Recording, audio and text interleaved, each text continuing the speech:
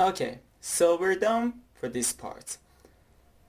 The next thing you need to pay attention to when you're placing rebars is to, before all of this, go to Family, here Structural Rebar, and you have different items and figures here.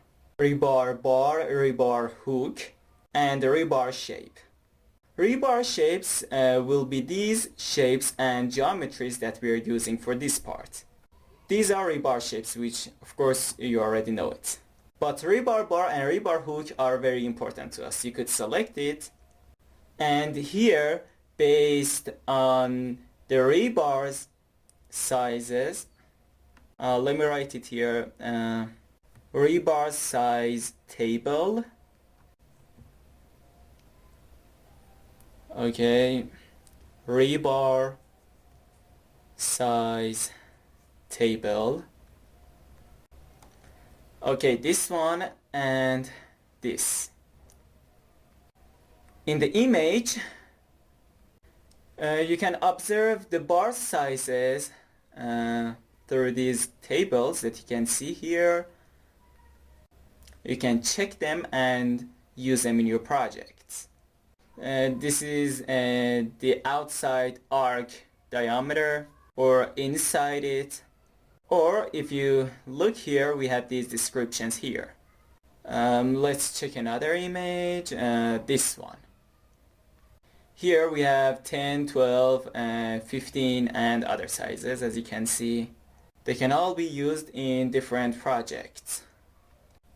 Or in this one, here, nominal diameter, and in these tables as well.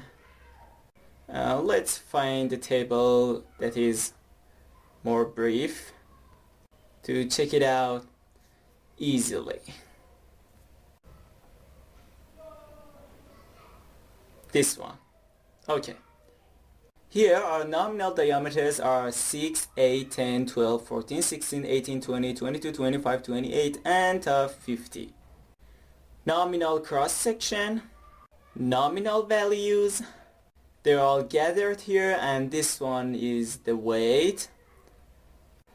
And we could use these tables to create them, and let me choose one of the sizes or the tables that are more suitable to our purposes. Let me select it. For example, in this table we have size, here diameter, diameter tolerance, here length weight, minimum maximum, and this one external diameter. Okay, so if I want to use this, here we get a duplicate from 10 millimeter, and double click on this, here rename it, hold Alt 0 177, or hold Alt 0 216 to have the diameter icon right next to it, 10 millimeter. Now ordinary or with arc, here type 2 with arcs. Okay, and it is added here. And now here, bar diameter, this will be our field diameter, which for a 10 rebar it should be 9.3. And the model bar diameter is the exterior diameter, which should be 11.3. I'm doing this based on the table. Just so you know, it's not just on a whim. Now select it and change this to this one. And now you can have all the changes in here. And then again, through here, we define the standard bend radius in here, and the value, bend diameter. And it's bend, if you look at the help in here, how much do you want the bend to be? And this one is standard hook bend diameter, and this one controls the bend diameter. For example, in a stirrup, how much do you want it, the bend to be? And hook length is the amount of your hook length. Again, you must define all of these separately in here. For example, this one 19, 180. For example, for stirrup, we have 135. It is a hook shape, which if we select it, and here it is 135.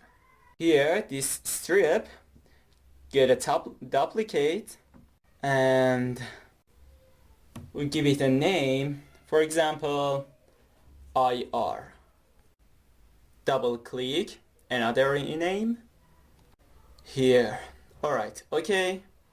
Style the same, 135. And the extension is for now 6. Usually it is 10 times the diameter. So our diameter is 10, which multiple 10. Alright, now if I select this part, we could select this option IR, which we just added. Here. See? Just like that. Or we go to here. See? We could inactive auto calculation. If you select it, it will automatically calculate it based on hook length, tangent length, and offset length. But if we turn it off, we could adjust them and control them manually. Okay, for example, here we have rebar bar diameter, which means it is calculating them based on our rebar diameter. Hook length defines bent length. Because our mid-year is 10, we could change them to 100, and the rest it will calculate them. And then, okay. So you must change these settings manually by yourself. In this project, we're going to create them, and you're gonna understand it. I'm just saying this as a reminder. I'm sure that you're all aware and familiar with this, but I'm just telling you to create a mindset of this field.